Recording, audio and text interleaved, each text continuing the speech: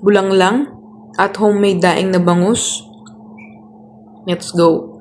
Lagay tayo ng mantika sa mainit na kawali. Gisa tayo ng sibuyas, kamatis at sili. Lutuin natin maigi ang kamatis. Then ilagay na natin ang manibang papaya. After nyan, kapag nahalo na natin, lagay na natin ang kalabasa. Haluin ulit natin.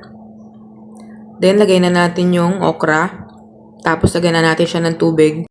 Takpan natin at atayong kumulo. Pagkulo, lagyan natin ng paminta. Tapos timpla natin ng asin at bechin. Tapos lagyan natin siya ng pampaasim. Saka natin ilalagay ang malunggay na pangpahaba ng buhay. Haluin natin at lutuin natin maigi ang gulay.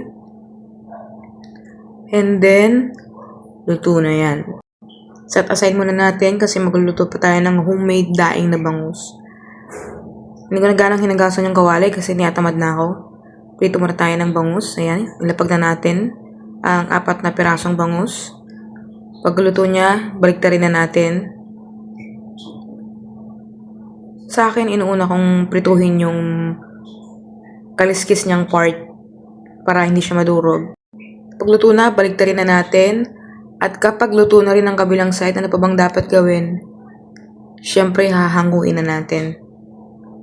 Kasi luto na yan eh. Tapos yung hanguin, luto na yan, pwede tayong kumain. Kain po tayo.